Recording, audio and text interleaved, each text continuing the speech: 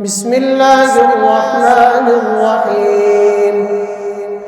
هل أتى على الإنسان حين من الدهر لم يكن شيئا مذكورا إنا خلقنا الإنسان من نطفة أمشاج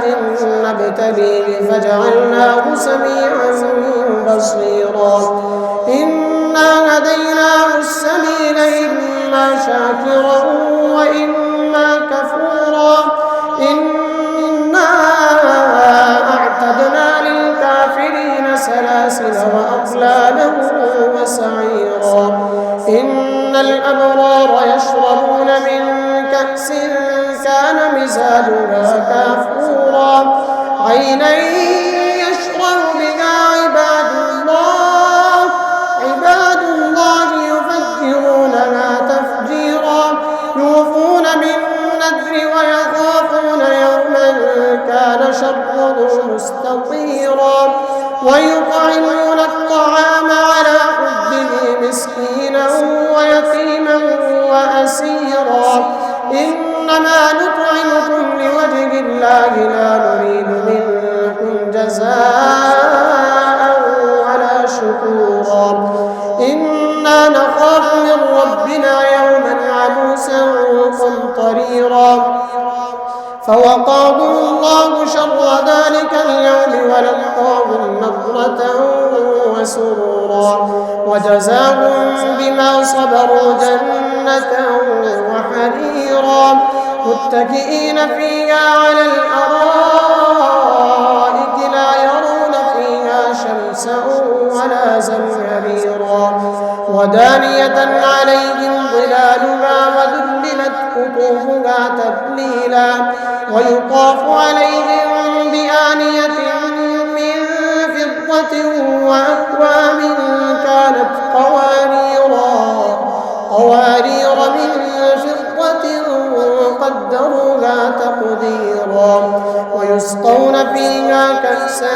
كان مزاجها زنجبيلا عينا فيها تسمى سلسبيلا ويطوف عليهم ولدان مخلدون إذا رأيتهم حسبتهم لؤلؤا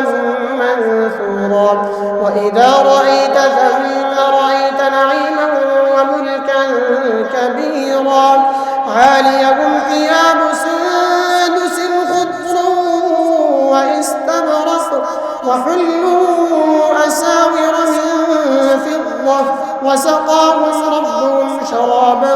طهورا إن هذا كان لكم جزاء وكان سعيكم مشكورا إنا نحن نزلنا عليك القرآن تنزيلا فاصبر لحكم ربك ولا تطع منهم آثما أو كفورا واذكر اسم ربك بكرة وأصيلا ومن الليل فاسجد له وسبحه ليلا طويلا إن هؤلاء يحبون العاجلة ويذرون وراءهم يوما ثقيلا